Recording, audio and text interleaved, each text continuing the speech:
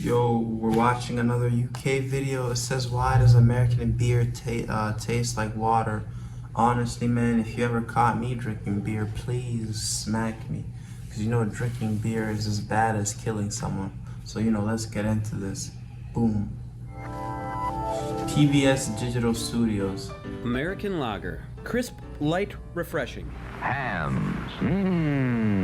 It's as American as Ham. baseball and apple pie and Snooki and Abraham Lincoln's Who's this beer. fat chick? Here in America, we sure do like our beer. We're ranked second in the world for overall beer consumption. And Obama? we've earned by tossing back roughly 51 billion pints of suds every single year. Yeah, never and had although there are a any. lot of options to choose from, the style of beer we drink the most by far is the traditional light American lager.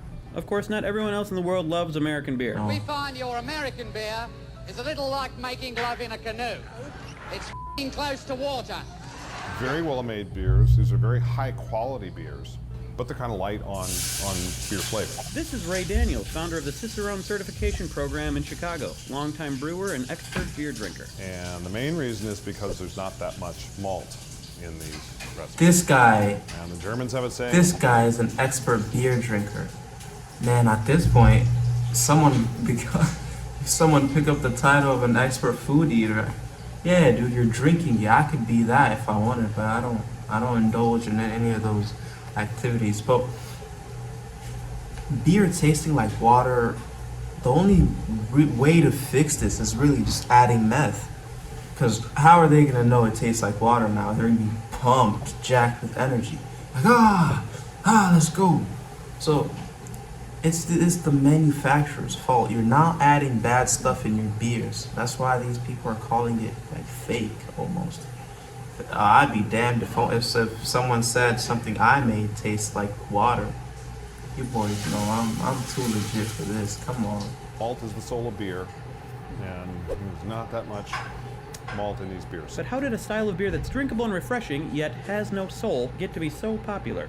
5 reasons: German immigrants, prohibition, brewing technology, World War II, and the post-war consumer packaged goods economy. Damn.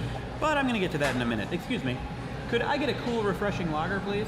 Here is our beer list, categorized by country. Lagers are listed on the left alphabetically by variety. Oh yeah, so much background noise. I can barely hear you. Paper cup. Why is that? I would say, like, for most of American history, this was the kind of beer we were drinking. Right. Well, it really has to do with brewing technology and the migration of German-speaking immigrants. They don't put coming to the cocaine in US. beer? Between 1850 and 1900, millions of German-speaking immigrants migrated to the United States. Prior to that, British-style ales dominated the beer industry, but the Germans wanted something different. Wanted to make a nice, golden, clear, pale beer, because that was the style of beer in Germany at the time. But American barley, the stuff that grows here in the United States, is different than the barley that grows in Europe. And they couldn't make a clear beer with American 6-row barley because it has a higher protein content. The problem, they were very annoyed. They couldn't get clear beer. I mean, I would be pretty annoyed. Wait, hold on. Beer is alcohol, right? Damn, this is bad stuff, man. Because I remember back in my old school, we used to have this kid who, I don't know how to say this. I hope he doesn't get in trouble. I don't know how to say this though.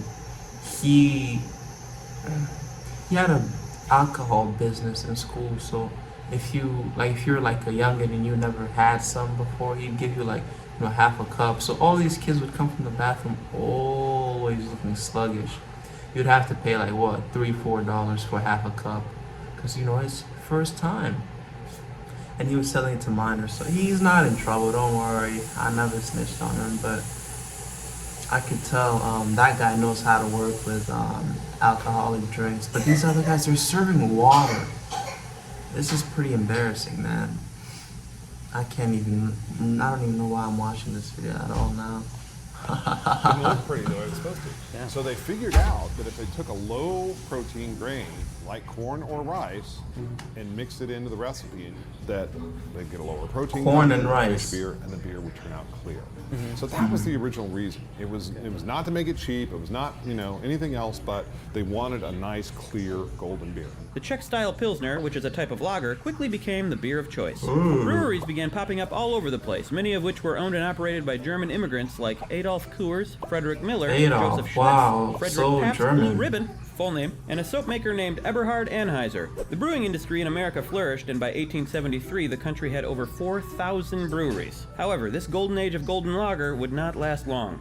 The boom in the beer industry was accompanied by a boom in other things associated with beer, like public drunkenness and domestic violence. Then something happened in America that set the brewing industry back a few decades. When the 18th Amendment passed in 1919, prohibition in the United States had officially begun. The production, transport, and sale of alcohol became illegal, and the beer industry all but ceased to exist, with the exception of a few industrious entrepreneurs. Oh, when this prohibition was guy. finally repealed in 1933, only a fraction of the beer manufacturers from the late 1800s remained, and that number continued to drop every year.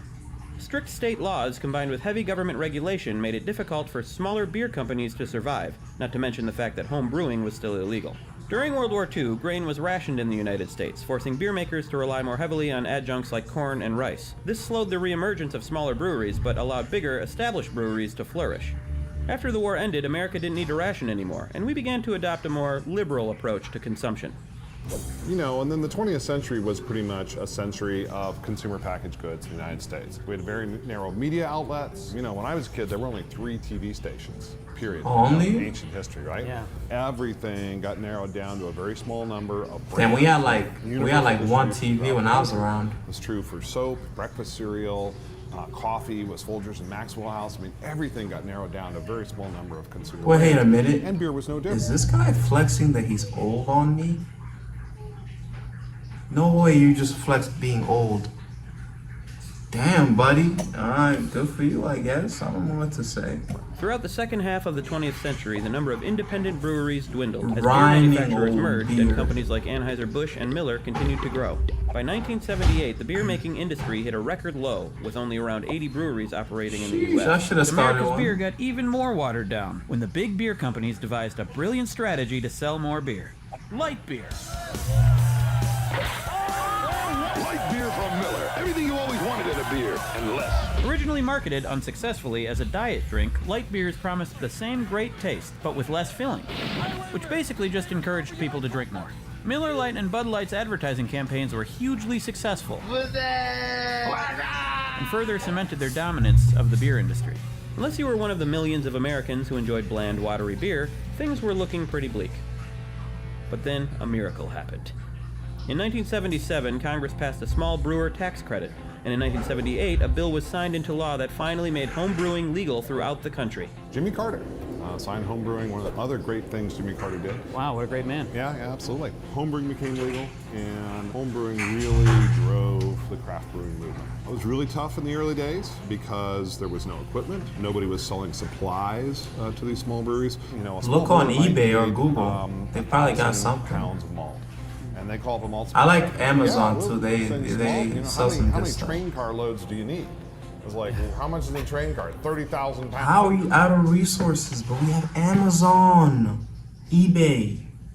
I don't know. Seems like these guys are just broke. It's like, can I get 1,000? Yeah.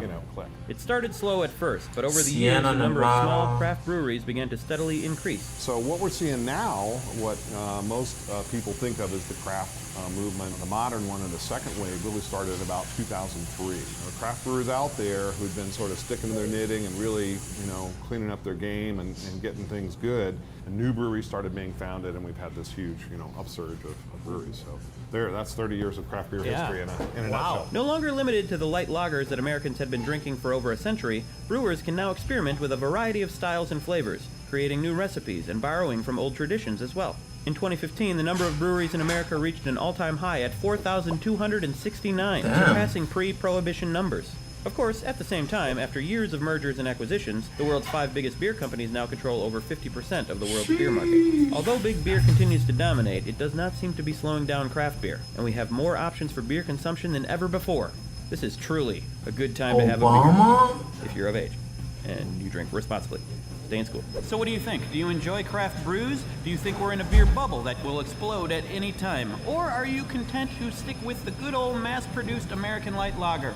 I'd actually ban beer and all for cocaine as a runner-up.